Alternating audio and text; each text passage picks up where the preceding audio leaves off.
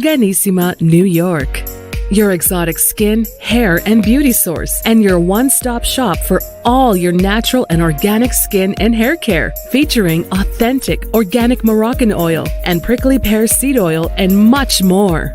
Bringing you only the best, straight from the source and proudly produced in the USA. So what are you waiting for? Shop today. Arganissima, New York. Your beauty is our duty.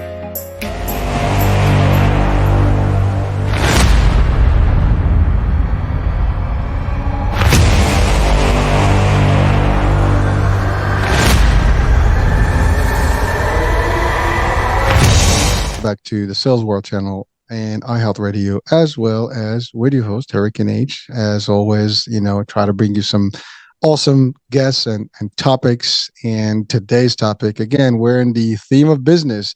While it may not be related to health, business affects health big time. And we've always talked about that, in previous shows. But really, we're going to talk about a concept, with just someone that's amazing that I have today for you. It's someone that worked, just like most of us, in the government and so on and so forth, but took a journey to success, created a company that made it to the 500, in the nation, top 500 companies, a Fortune 500. That's pretty loud. I mean, it's amazing. And as I said earlier to him, I am humbled and privileged and honored to have him with me on the show today and to get his wisdom and to share with you guys as you watch or listen. Some good nuggets that can help you guide your future and establish a better life. So with me, without any further ado, I have Tyler Horsley. He's a CEO, he's an investor, he's a private equity, business growth advisor, board member, speaker. He's as I said, 500 company, Fortune company, made that.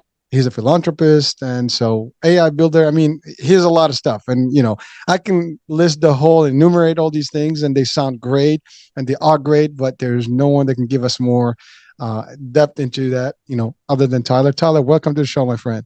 Thank you. I'd add that I also love pizza, just to throw it off there a little bit. Add that to the list. Is there anyone who doesn't? I don't know. I doubt it, man. I think pizza is a universal food. So yeah, good. Well, listen, welcome, man. Welcome. And really, this is awesome to have you on. And really, I mean, there's so much stuff that we're going to be talking about today in terms of business, opportunity. But let's do first things first, as always. Let's start with your journey, because, you work for the federal government for, a period of time. So let's start with your journey from, the beginning, how you got into the federal government, how you got out of the federal government, why, and then what took you into the business world and how you thrived in and how you did and what you do today to help people do the same and grow their business. Sure. Yeah, you got it. My journey is a random one. So I feel, and this isn't a good thing, back to health, I feel as if I've lived 3 lives already. And so maybe in my mind, or at least my body, sometimes I feel like I'm at least in my late 50s or early 60s. I'm only 36, so I don't think that's a good thing. But yeah, I know. Dude, you look young and healthy and everything. So I hope that everything else is functioning well. But oh yeah, so that's all that matters, dude. You're just being humble. I mean, you look the age and you're there. So don't worry about it. Yeah, let the age be our problem. All right. Yeah. So I guess and just related to health stuff too, I'll kind of integrate this as well. Just to your point, and I'd say just even before I dive in, there's a lot of qualifiers that people have when they come on shows. I've listened to episodes of yours and more, and to your point, happy we're finally able to schedule. But outside of qualifiers, there is, a lot of experience and pain, and some of that pain, certainly has a toll on health, mental health, physical health, you name it. And so just kind of walking you through my story, I'll include all of those, not just the shiny objects, but I started out in federal law enforcement, followed my dad's footsteps. So he worked for Department of Homeland Security. I ended up becoming a federal officer with DHS as well. Worked for the IRS, which was not fun at all in any way. I don't imagine a lot of people out there think highly of those folks either. It's even worse working there. So love my coworkers and some of my managers, but anyway, I'll move on. And then I finished that segment of my first career in life in a military contracting group. And so we did contracting for the United States government, and I just worked in logistics. I was not jumping out of helicopters or doing anything crazy like that. And basically had a health, nuclear bomb hit my life, and I had almost complete adrenal failure. And so anybody who is familiar with that, adrenal fatigue and more, and this is the part where, everybody becomes a hypochondriac, but I mean, it's, issues with regulating heat, heart rate, panic attacks, brain fog galore. And I didn't really know what was going on. And what I found out later, I was burning the candle at both ends, working, genuinely, working my full-time job. And then I work at a restaurant at night and more. And that's kind of how I've been since I was a kid, product of my environment and being raised. It was performance driven, wasn't a bad thing, obviously. But there's some basically, downsides that come with that. So fast forward, I thought it'd be good to get into a different field where I could still leverage computer skills, investigative skills, and more. Found myself in digital marketing, which I know is an odd jump, but I was able to deconstruct competitors, figure out how this really works on the back end, and then ultimately work remotely anywhere, not have to wear a badge and go into an office or anything, but actually help business owners grow. And I've always kind of had the gift of gab, so to speak. I like talking. And so in sales. And so I was like, great, these business circles, far more interesting and entertaining. And I felt at home. And so I grew nuclear networking with a couple partners in a basement up by Boulder, Colorado. We were broke. We did the ramen thing. I mean, all your cliche, stereotypical startup stories, that was us. And ended up, growing at 100% year over year. And as you mentioned in the intro, hit the top 5% on the Inc. 5000 list. And yeah, so here we are. I got to take a breather. There's a lot of good stuff there. So I want to dissect it, man, because there's so much stuff there that's packed in that brief description of your journey to date. But first of all, it's a lot. You said you gave the age of 36. That's a lot of achievement, I would say, for, not even mid-age. I mean, that's still young age. I mean, you haven't hit the 40s mark. That's when you get the whole crisis, right? So that's a lot of good stuff, right? You're 40 and, what is it? 30 under 30, 40 under 40. You're still on that big mark, and you probably can make that as well.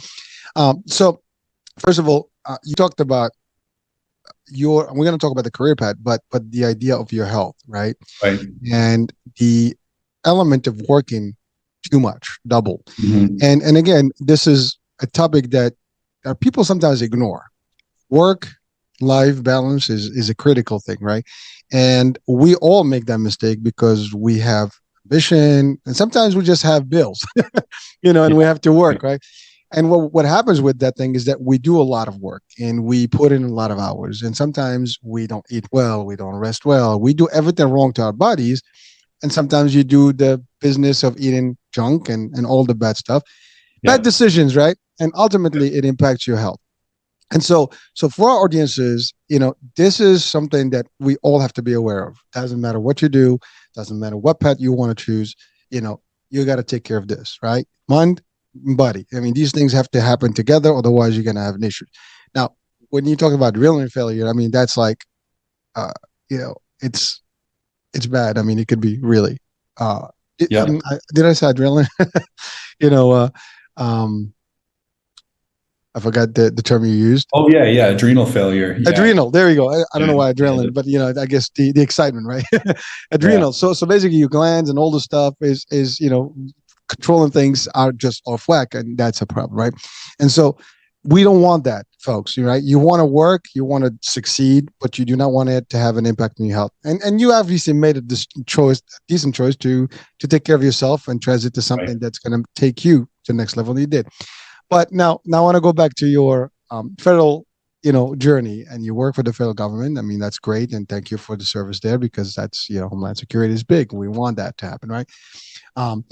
Now you mentioned the IRS. I'm pretty sure you learned some few tricks.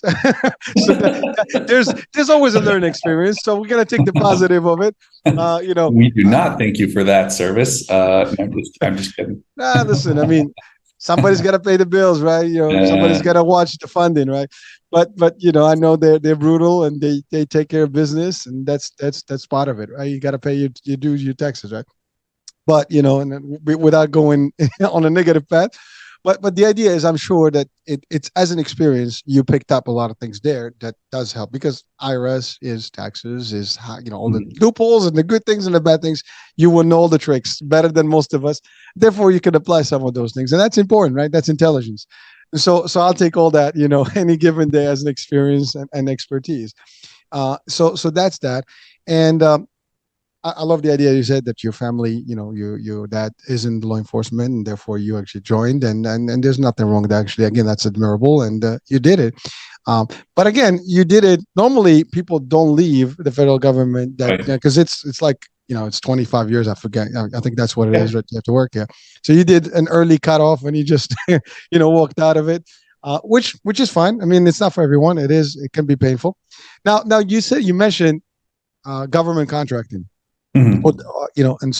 And logistics. Most people will think, we have, some wars and we have government contractors and things like that, right, and defense contracts. And so that could be also an interesting, job in its own.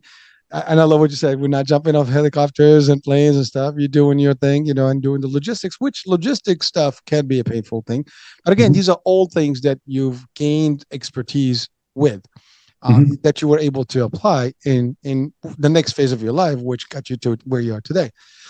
I love what you said about you started with a bunch of friends, and I love the work. I mean, you throw that first, you said I had a nuclear bomb that hit my health, but then because the word nuclear remains with you live, right, and you created nuclear networking, and so we're gonna talk about what that does, and we talked about digital marketing. But that's an important piece. Like, you figured out there is a need out there and we can help people. And you were able to break that down with a bunch of friends and create an opportunity. This opportunity is helping opportunities create themselves now and grow bigger and better, right? So let's talk about that. Well, why the idea? I mean, digital marketing, you did say that you transited, and it was a leap of an idea. I mean, but that's like completely odd. What gives? I know, yeah, it is an odd jump.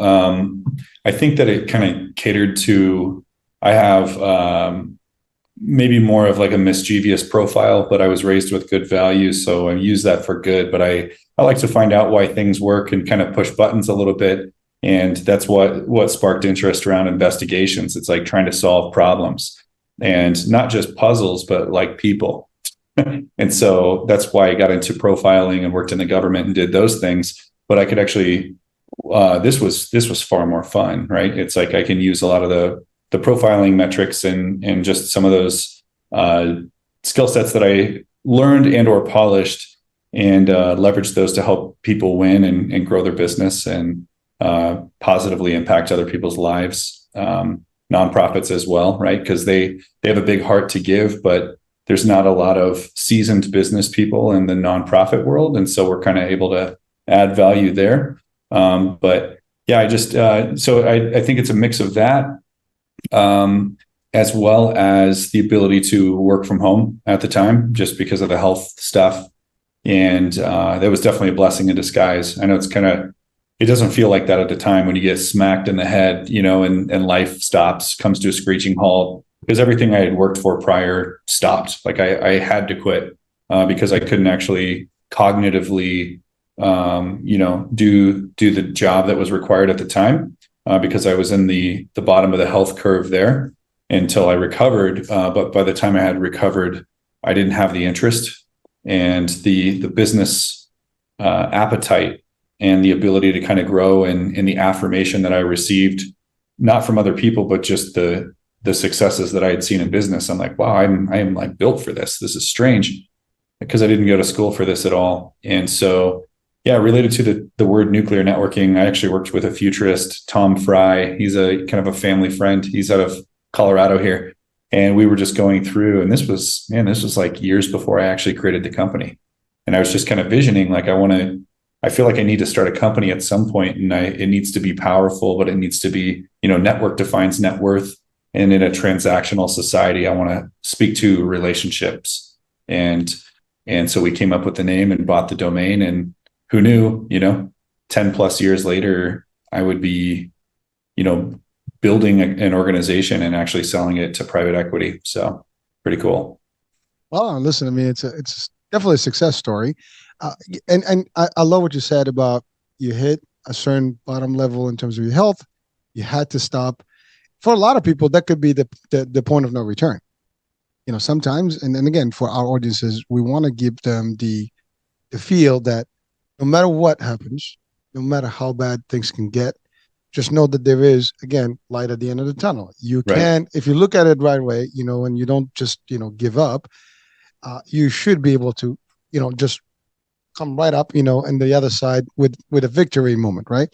And you just did that, right? And it helped you, served you well at the end of the day. I mean, your health is better. You're able to rejuvenate everything and reset, and you did well.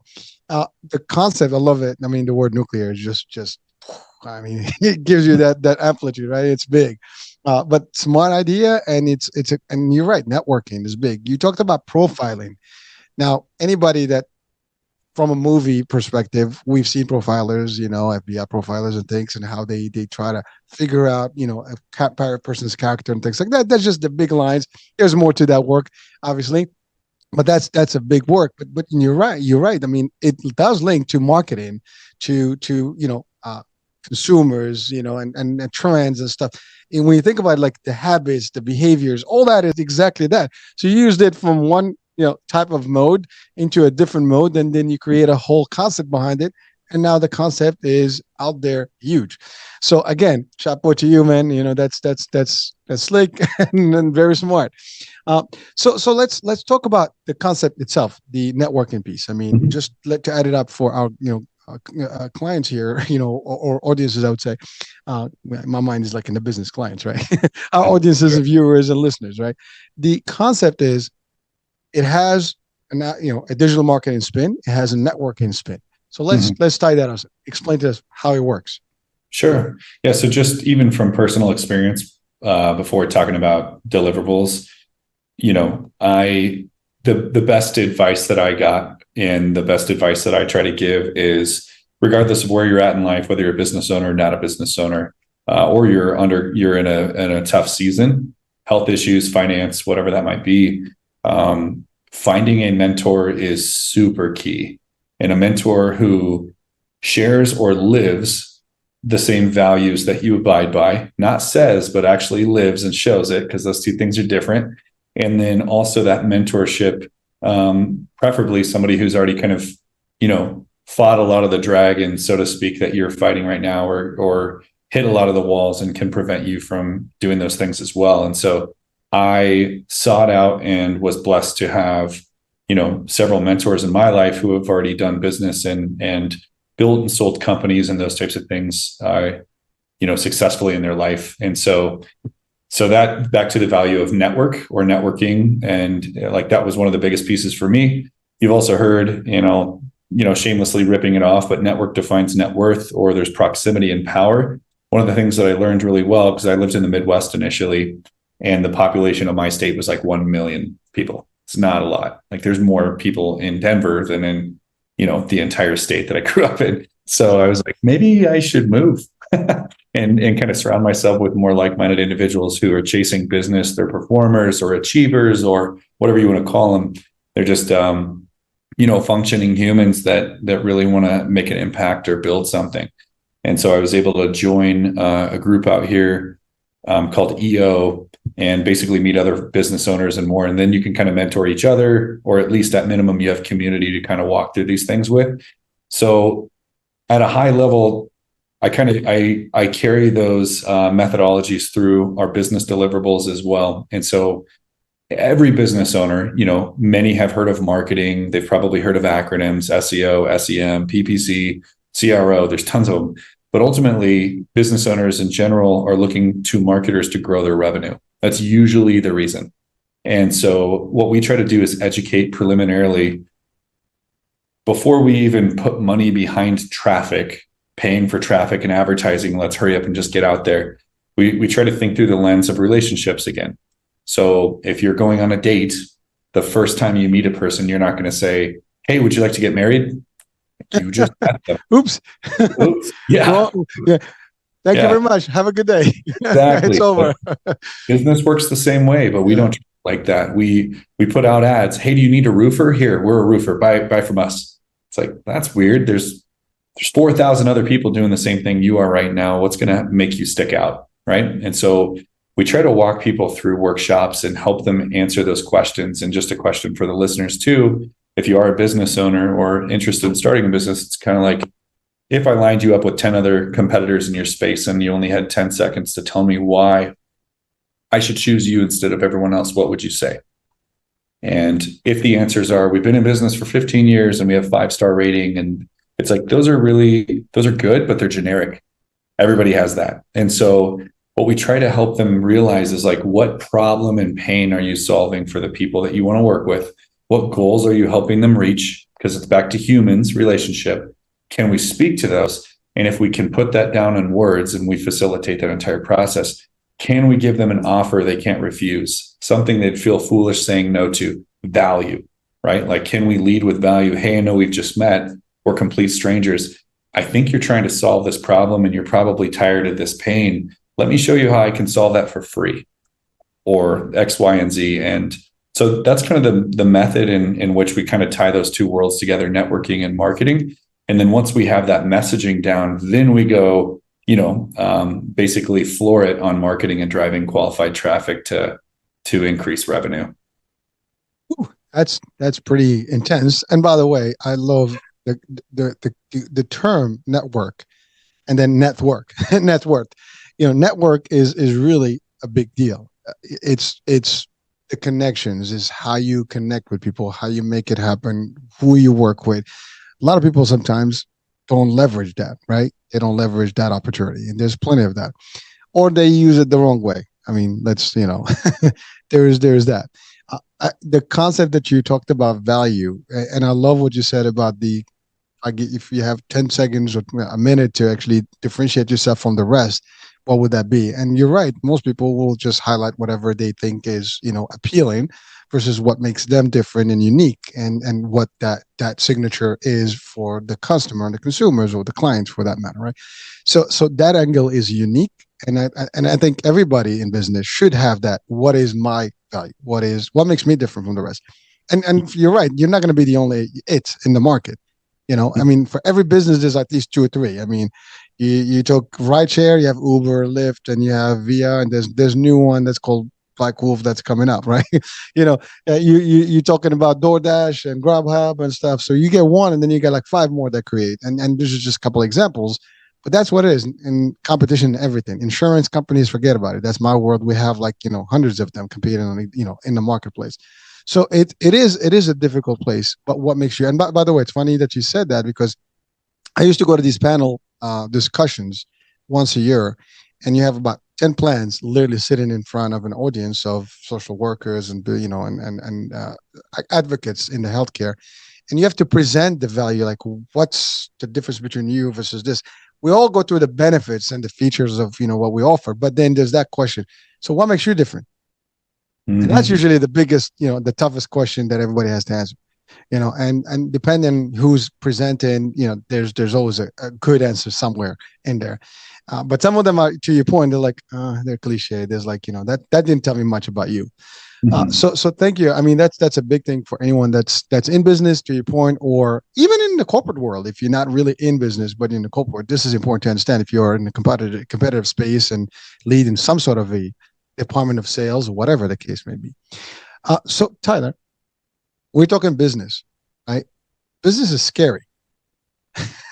You said it yourself. You started, from a basement opportunity and build the concept. Most people have fear of getting there, because when you start, it is hard. I mean, there's a lot of failure that can come with it. Now, I don't believe in the term failure personally, but everybody knows what that word means. It's just that, you're not doing good, or you might just not, continue the opportunity and drop it, right? That happens.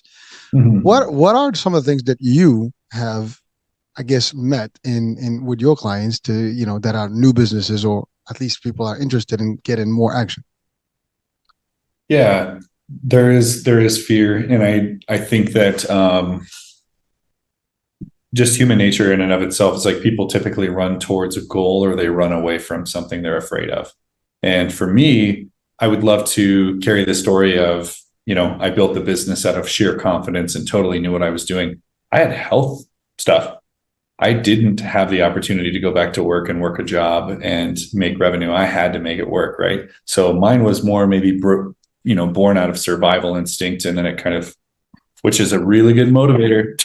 So it's like, to your point, if you have to pay bills, you got to pay bills and figure it out. And if you have the work ethic to do that, you will, right? So with other business owners that we work with, they're at different stages. Some are independent reps, they're selling maybe a product for a company or service.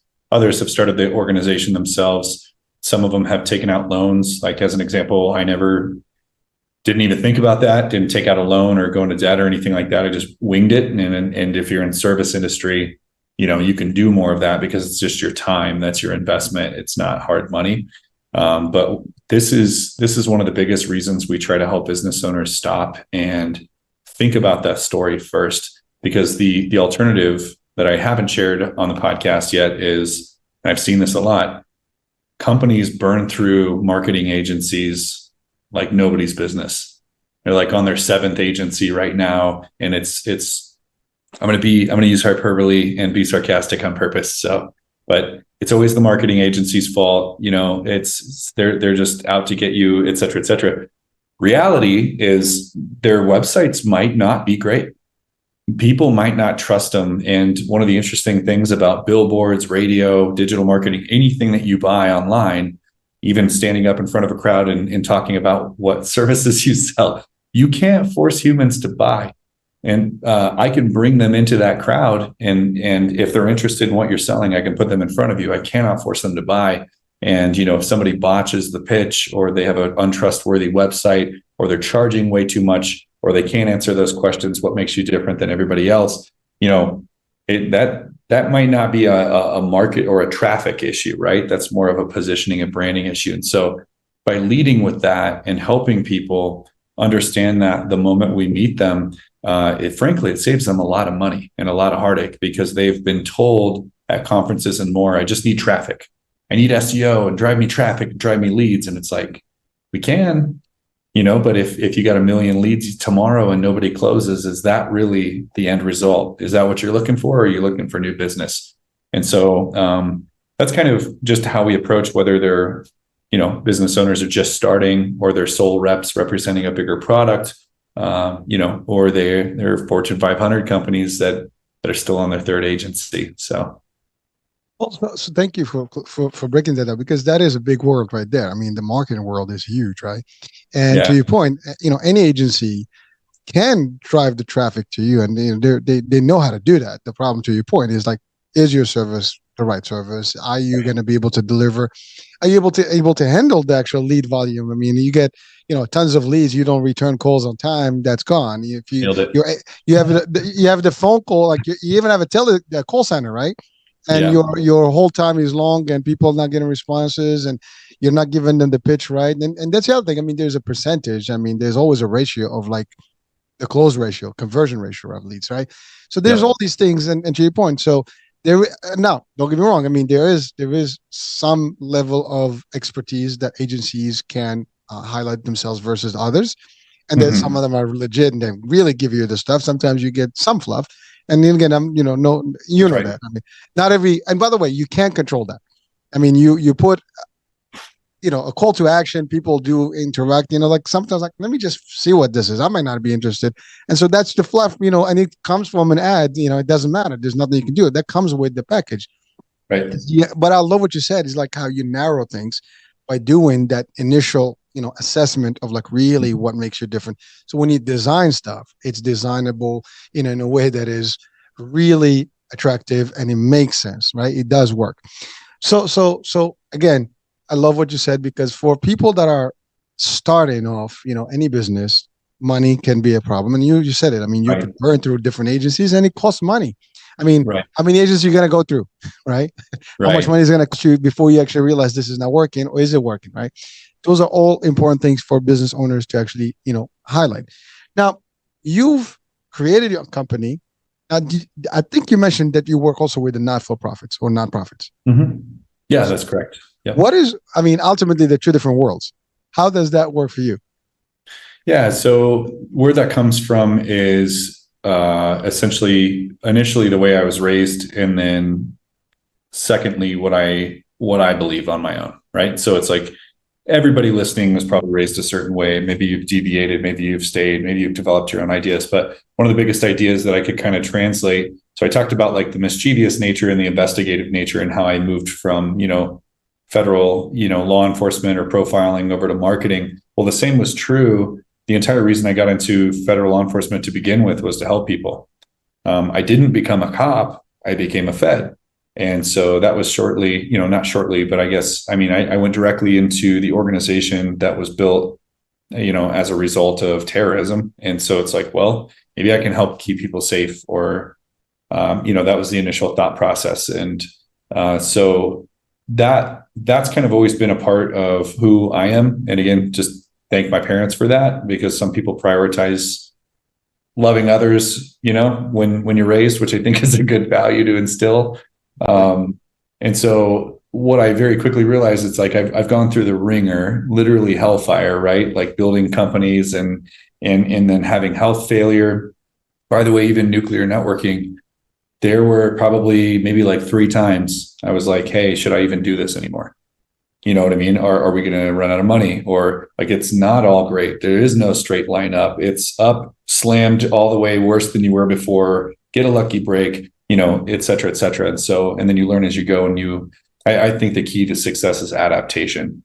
It's not even like who's the richest or biggest person in the room. It's like, how quick can you evolve with change? And if you can do that well, and you're persistent, you just don't stop, that's going to be the key to success. Right.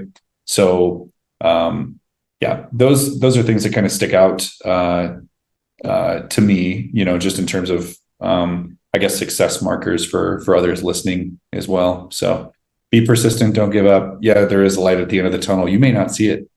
Mine took 2 years. Well, Tyler, thank you for breaking that down, because anyone, again, it's a big leap, right? I mean, Mm-hmm. To your point, you said it, you did it because you had no choice. I mean, you had Right. to figure out. And typically that's how most successful stories have happened. There's some event, tragic or otherwise, that made, that leap for someone. This is it. I'm going to make this happen.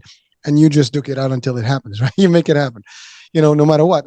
But you have to be persistent, resilient, and patient, because to your point, it's a lot of ups and downs. And, until you get that rhythm and you get to the nice little pace, Mm-hmm. you got to get there first, right? Yeah. And you have to be prepared for that. Are people really prepared for that? That's usually the question. And sometimes they're not ready for the long journey. I mean, it's not a sprint, it's a marathon, as they say. You want to keep at it, and you got to keep seeing the little signs, like it's happening. There's always that, like it's happening. I can do this. I can multiply this. And I love what you said about adaptability. If you don't adapt, technology, I mean, in your case, it's moving fast. I mean, you have AI, you have this, you have that.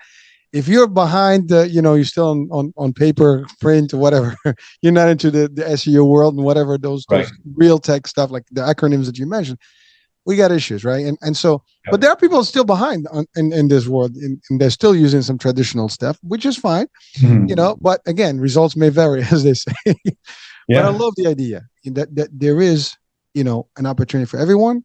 You just have to be consistent and don't give up. So thank you for bringing that to our, folks, because people are probably like wondering, like, well, you succeeded. How long did it take you? Totally. When you say 10 years, I mean, it sounds great, but like, what was the first couple of years like, right? Oh yeah, not good. And one of the pieces, like back to that, it's like some people, they're going to have different levels of persistence and more. And that back to nonprofit is, what do, most nonprofits exist just to serve others. And they may not have, again, the business acumen, the marketing acumen. They may not know all of the new tech, this, that, and the other. They're relying with their hands out on people to write checks to help keep those missions going.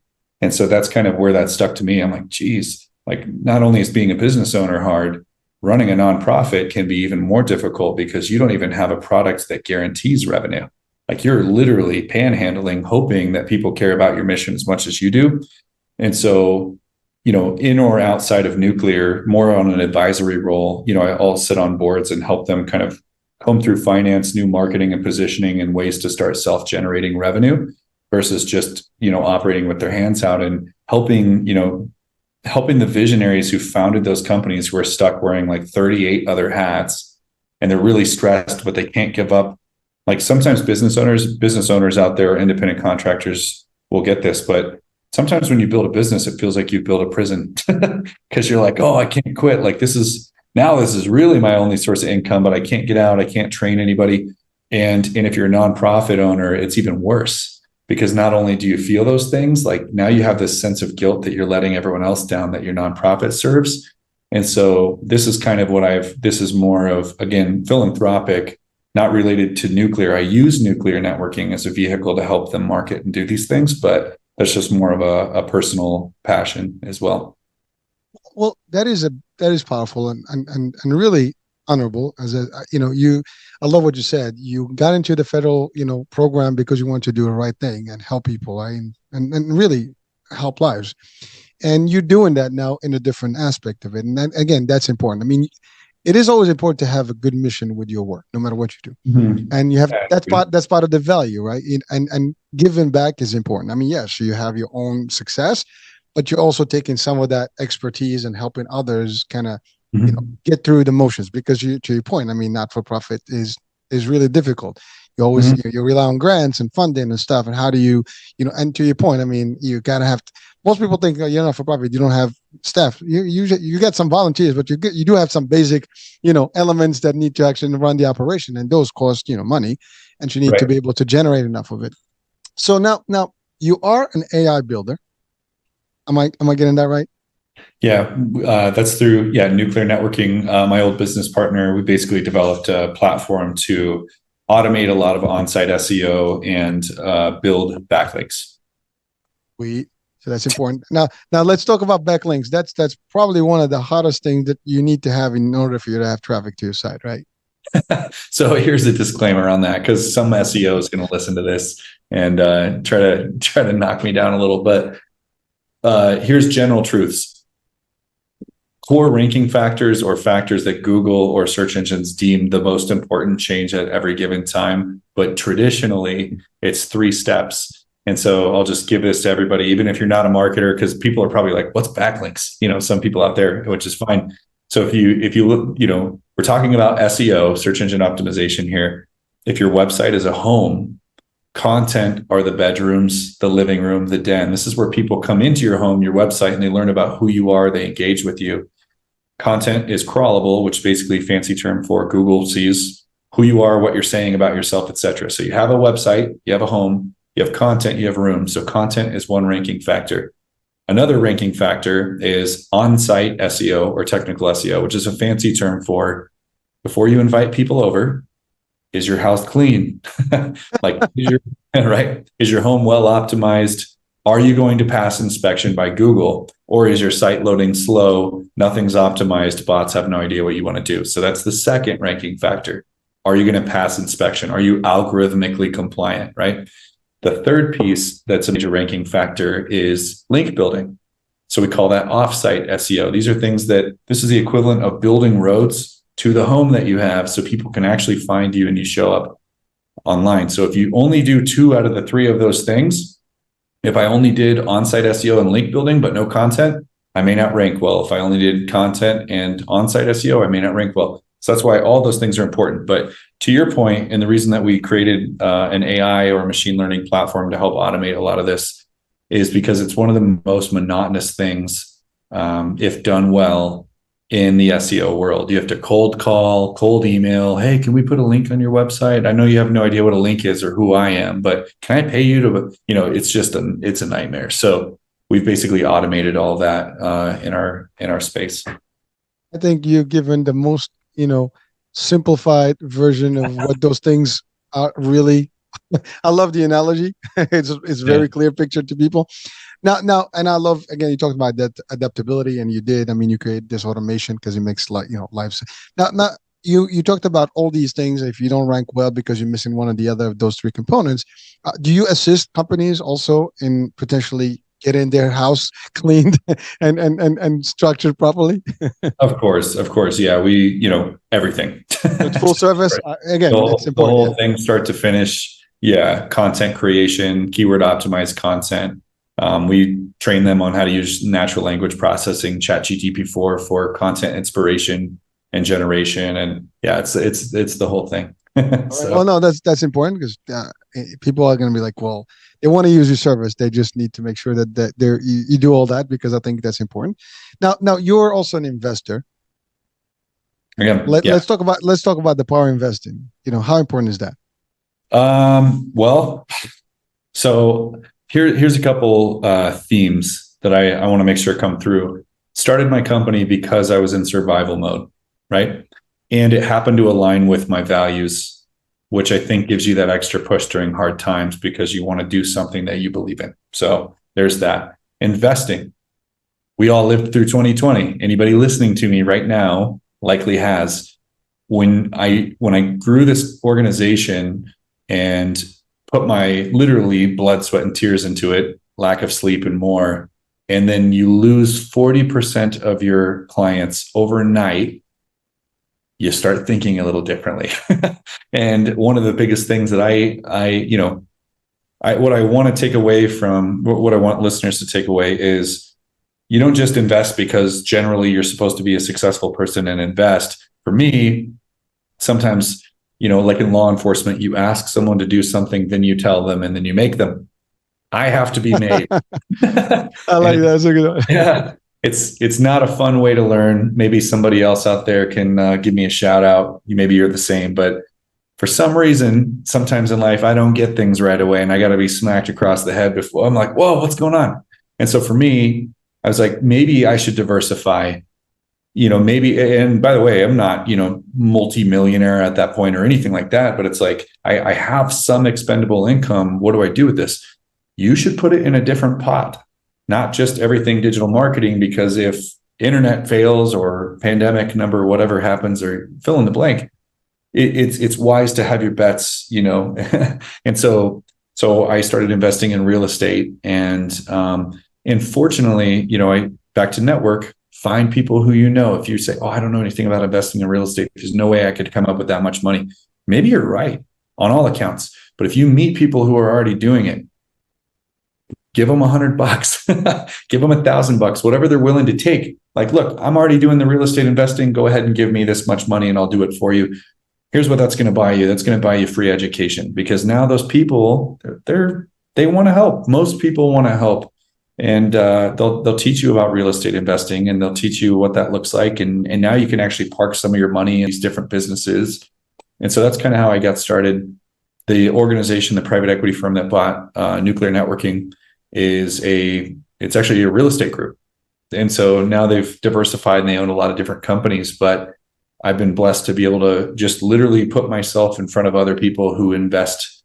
And that's probably the quickest way to learn, because your other alternatives are watch YouTube or wing it in the stock market. Right. So it's, that was my experience, and that's kind of, it's just been growing since, I invest in companies, real estate, and now I invest in things that I like as well, that I know, because I have SEO tools, I have marketing tools.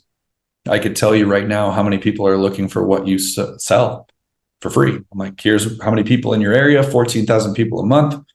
In these areas, there's no competitors. If we grew this in this area, you could win and get all the business. And so if those companies meet that criteria, I will invest in those as well, and sometimes do the marketing for them. Wow. Well, that's awesome, man. But again, I love what you said about the concept of diversifying your portfolio, right? Because you're right. Don't put all your eggs in one basket. That's an old saying, and it makes sense to actually do that. The more, because one fails, you got a few other backup plans, right? Contingencies, right. As opposed to just plan A is the only thing you have, and then it's gone, it's done, and it's over with you. So that's not important. That's not a very cool way to do things. So again, important piece for our audiences. Now, the Inc. 500 company, right? Program. How was that ranking for you? How did that work? Yeah, so Inc. Yeah, so just for the listeners too. So there's Inc. 5000, right, which is about American entrepreneurs. You can basically apply, and what the Inc. 500 is if you rank. So there's 5,000. If you rank in the top 5% in the nation on that list, you're now in the Inc. 500. And so after growing this organization for 3+ years, losing track of time, essentially I was told, like, hey, have you ever thought, like, you guys have been growing rapidly, 3 to 5 years, have you ever thought about applying for the Inc. 5000 list? So anyone can apply. You do have to pay for it, and you're not guaranteed to win at all because you're going against other businesses. And what I really took away was the two ways that they kind of judge whether you win or not. First and foremost is financial growth. That's 100% what the Inc. 5000 list is. So if you've grown, I think I got the magazine over here, but the guy who's on the front page grew like 9,000% year over year. Ooh. It's just ridiculous. Like, listen, it is what it is. Yeah, healthy companies grow 20%, to put that in perspective. So it's like, that's pretty intense. So he was definitely number one. But yeah, we were ranked, number 448 or something like that. And we had grown somewhere in the 800 to 900% range year over year for a certain sprint. And, and they do qualified earnings reports, their own version. So what that means is they don't take my word for it. I'm not filling out. They contact your accounting firm. They look at your P&Ls, they're signing NDAs, and they're making sure you are who you say you are. And second, is the story. Like, who are you? What's your story? What's your background? What have you done? And if you win, then you get published in that magazine, and you get to put the little badge on your signature everywhere you go from here on out, and talk about it on podcasts. So, listen, that's an awesome. That's an achievement, man. That's big. Yeah, and something to be proud of. Like, many are. Right? I mean, listen, there's everything you have to be proud of. I mean, the whole story, the whole journey, it's all success, and hopefully we can inspire all our audiences today to do the same. One, and also for people that might need help, to reach out to you and get the help that they need to get them to the next stage. So hopefully they get their Inc. 500, as well. I mean, hey, that's what it is, right? We got to get there. Now, I think you mentioned something about selling the business. Mm-hmm. So let's talk about that, because some people, we hear this all the time. You get your business, you grow it enough, and then you sell it. I mean, I think many of the big companies were sold over and over. And when they started small, they get, sold to somebody that takes it to the next level. How does that work? Is that worth it? Is that important? It's very important. So I don't build or invest in any companies anymore unless I know what the exit plan is. And so to put this in perspective and to kind of hyper simplify this, because there's a lot of terminology for people who don't know the space. I didn't either. I had to go through it. I honestly, and what go through it looks like is I built a company and I'm like, I think I could sell this. And then I hired an M&A firm, which stands for mergers and acquisitions. They're basically professional, groups of investment bankers and PE and more, or they have a network of people who like to buy companies. Right. And I had to pay them like 30 grand. And so you pay them $30,000 and they comb through your books and they make your business, sellable on a marketing packet. And so I'm learning all these things, and I'm learning, a lot of the language like EBITDA and, what multipliers. And so to put this in perspective, if you went to sell your home tomorrow, what they would do is they'd pull comps. They'd look at other homes in the area. How much are those worth? And so that's kind of what yours is worth. And then if you have, brand new kitchen and brand new bathrooms, maybe it's better. More. Yeah. So selling a business is similar. If you work in marketing or services, they'll essentially pull comps and say, well, what multiples are you trading at in your market? What are companies like yours selling at? And instead of selling at a specific, 400,000 or whatever it is, they actually just apply a multiplier to your net value. So in practice, that looks like maybe you sell for 3 times your adjusted EBITDA, to reduce it from fancy language, 3 times your adjusted net profit. So if I'm making $100 a year, my company would be worth $300. So that's important, because unlike everything else in life, if you have a Sam's Club membership or Costco membership, You would think if you buy more of something in bulk, you would get a cheaper cost per unit. In business, it's almost the opposite. Not always, but more than not. So when they see a small business that screams high risk, right? Because if I lose 10 clients once I buy your company, that company could go out of business. And so what they're looking for is, what I learned very quickly is, if your company's small, you're going to get a small multiplier. If your company's over 10 million, you're going to get a way bigger multiplier because you're less risky to buy. So you learn all these. For one, you learn the lingo. And then two, you start kind of packaging these things together. And then what I really was told is like, wow, so I could sell my marketing company for 5 to 6x multiples on EBITDA, 5 to 6 times my adjusted net profit. So what I'm doing now, anytime that I start building a company, I'm like, how fast can I grow this thing? So I happen to know that you want something like 2 years of finances. You want to show, you can't just grow a company in a week and then sell it the next day. They're going to be like, dude, this thing hasn't even been open for a week. But if you're past 2 years, it's decent. You'll qualify for SBA and loans and other things. So now you're kind of in the picture, you're sellable. And so I don't think about the short term. How much money am I going to make right this second in the next 2 years? I'm thinking like, I need to grow this thing as big as I can. So in 2 years' time, I can sell it for 6 years of return, right? And so it's kind of a way to buy time back. And so if you go work at a job, you're only making X amount per salary per year in perpetuity. Hopefully, some of the salespeople out there, you might be on commissions, and that gets really fun. But for me, I'm like, well, I could work at a job or I could create one, but now I'm not worried about my salary. I need to pay bills. And maybe we make some profits each year. We'll take some of that, but really I'm sprinting towards that sale, because then I get 7 times what I make a year all at once. And so anybody building a company, I was told this, and it's a little dark, but you will exit your company somehow. You will either sell it, you'll go bankrupt, or you'll get hit by a bus. But you will exit at some point. You will, because we're not going to live forever, and you're not going to. That is a fact. That is a fact. But it is an. Thank you for being as blunt as you. That was. It's the reality of things. I mean, you have to have a plan, exit strategy for your business. Whether it's going to be inherited by your next kid, whatever, that could be the case too. I mean, some people do, but it is typical now. A lot of people start the business, and I hear this more and more, that they do it, they mature it enough to a point where it's sellable, and then just cash it out, and then they do another one. They do multiples. And they just in that business of building small business and then reselling them, basically, like almost, secondary market, if you want to call it that way, right? Yeah. And that's a plot that works. And to your point, if you were generating enough multipliers and a bigger number than you would make, in the next 5 years, then it's worth the effort. And you're going to if you did it once, you can do it twice. I mean, you can duplicate, any business, right? Yep. Change the name, change the colors, the logo, and now you can restart another one, right? So thank you for breaking that to our audience. That's important. Now, again, we're coming to the end of the hour. I mean, it went quick. I don't know how, but it worked. But it was packed. I mean, you've given us so much stuff that really, for business, minds, and for people that want to get into business and learn about some real experiences from you're thriving and successful CEO, and you have a lot to offer here, and we are all learning, myself included.